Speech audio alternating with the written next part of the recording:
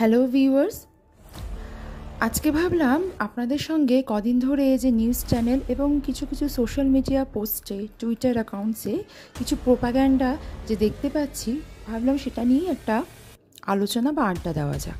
কিছু জিনিস ভাবলাম শেয়ার করা দরকার, ডিসকাস হওয়া দরকার, আমাদের সবার মধ্যে একটা আলোচনা হওয়াটা এবার দরকার।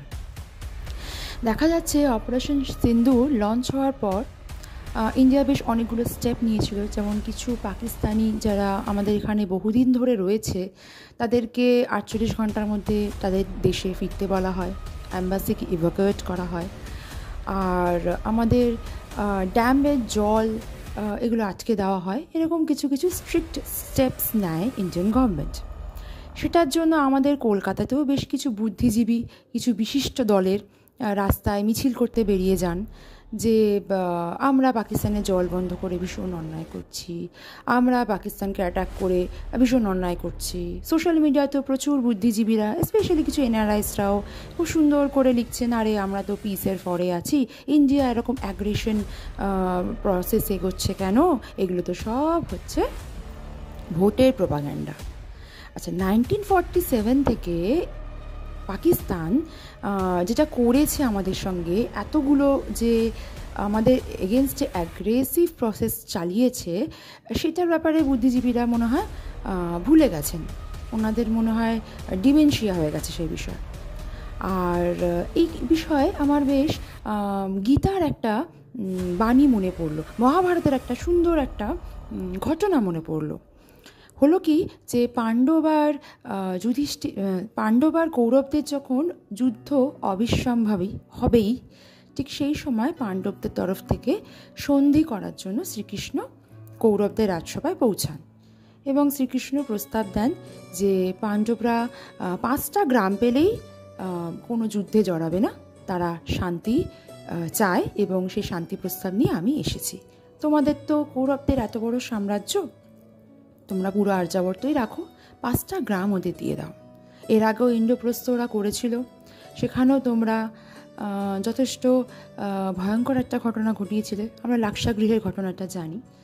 এবার অন্তত ওদের রেহাই দাও, 5টা গ্রাম দিয়ে ব্যাপারটা মিটিয়ে নাও। এবার তখন কৌরবরা খুব অহংকারী হয়ে যায় এবং দুর্যোধন বলে ওঠে যে না, সুচাগ্র মেদিনীও সে দেবে না, সে বিনা যুদ্ধে কিছুই পাণ্ডবদের দেবে না, এবং যথেষ্ট পরিমাণে কৃষ্ণকে অপমান করে এবং কৃষ্ণকেও বন্দি করার দুষ্পর্ধা দেখায়। একজন শান্তিদূতের সঙ্গে যে নেগোশিয়েট করার চেষ্টা করছে তার সঙ্গে এই ধরনের অভদ্র আচরণ করে। তখন শ্রীকৃষ্ণ তার বিরাট রূপ ধারণ করেন এবং শ্রীকৃষ্ণ তাদেরকে তার শক্তি প্রদর্শন করে জানান যে যুদ্ধ কখনোই কাম্য নয়, যুদ্ধ না, শান্তিই আমি চাই, তাই জন্যই পাণ্ডবদের তরফ থেকে আমি সন্ধির জন্য এসেছিলাম, কিন্তু এখন যুদ্ধ করাটা প্রয়োজন নয়, এখন যুদ্ধ করাটা ধর্ম হয়ে দাঁড়িয়েছে। কেন কি অহংকারের বিনাশ, নির্যাতনের বিনাশ, এটা করাটা প্রয়োজন, নইলে শান্তির বাণী এক্ষেত্রে দুর্বলতার কারণ হয়ে দাঁড়াচ্ছে। তাই এখন এই যুদ্ধটা ধর্মযুদ্ধ, তাই এই যুদ্ধ এবার আমিই বলছি অবশ্যম্ভাবী, এবার এটা হবেই। ভারতেরও তো সেই একই স্ট্যান্ড, এতদিন ধরে ইউএন তো বারে বারে সিজফায়ার করেছে, লাল বাহাদুর শাস্ত্রীর সময় করেছে, যখন জিব্রাল্টা প্রসিড করেছিল পাকিস্তান সেই সময়ও করেছিল সিজফায়ার, প্রতিবার এই জিনিস করা হয়েছিল, প্রতিবার আমরা মেনে নিয়েছি, এবারও সিজফায়ার করা হয়েছে, আমরা মেনে তো নিয়েছি, কিন্তু পাকিস্তান কি সেটার কোনো মর্যাদা রাখে? এবার কি শান্তির কথা বলাটা কি অন্যায়কে সহ্য করা, প্রশ্রয় দেওয়া নয়?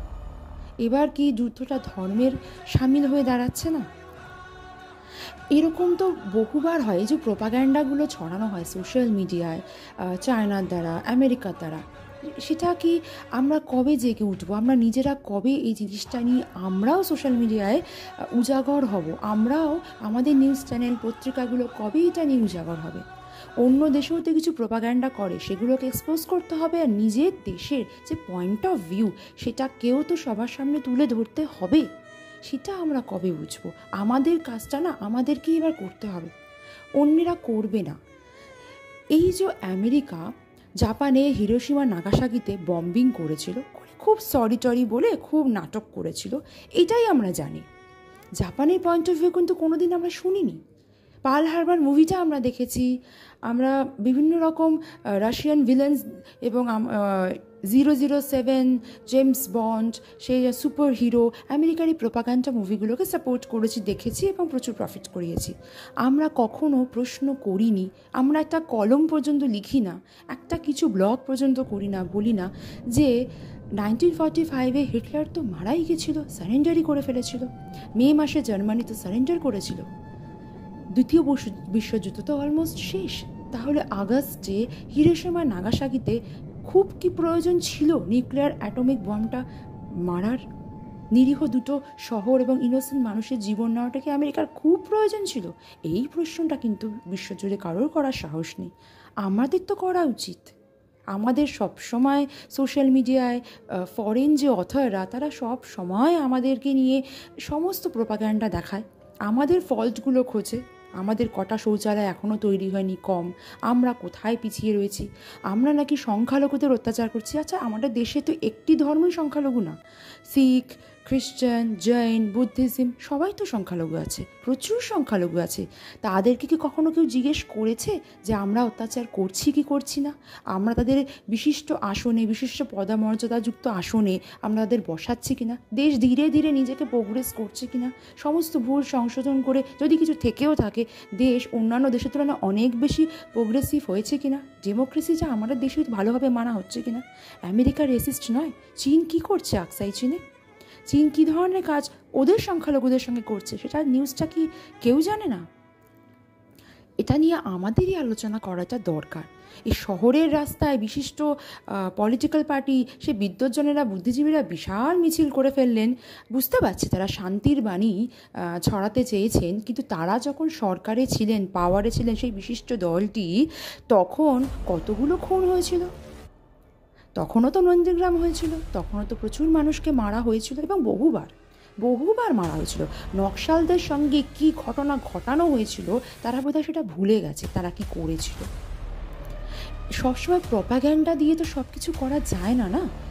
মানুষ তো এত বোকা নয়, মানুষেরও তো হিস্ট্রি পড়ার অভ্যাসটা আছে, মানুষ নিজের হিস্ট্রিকে ভুলে চলতে পারে না, সেটা ভারতবর্ষ ভুলেও না। কিন্তু আমরা বোধহয় আলোচনা করি না, আমরা চুপ থাকি। আমাদের বোধহয় আমাদের দেশের ভালো দিকটা উজাগর করাটা উচিত। এটা নিয়ে একটা ডিসকাশন, আলোচনা ডেফিনেটলি করা উচিত। এটা নিয়ে আমাদের বলাটা এবার উচিত। আমাদের দেশ এত ভালো ভালো ইন্ডিজিনাস তৈরি করা যে মিসাইলসগুলো ইউজ করলো, সেটা নিয়ে কিন্তু বিশ্বে জয় জয়কার হলো না। বাইরের যে দুটি দেশের যে যুদ্ধের সামগ্রীগুলো ভালো ফলাফল করলো, সেটা নিয়ে কথা হলো।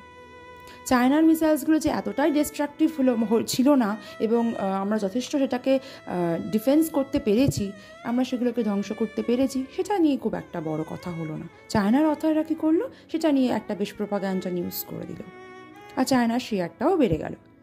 অথচ ওদেরকে যে নাস্তানাবুদ আমরা করতে পেরেছি, সেই রিয়েল নিউজটা কতগুলো মিডিয়া ছড়ালো।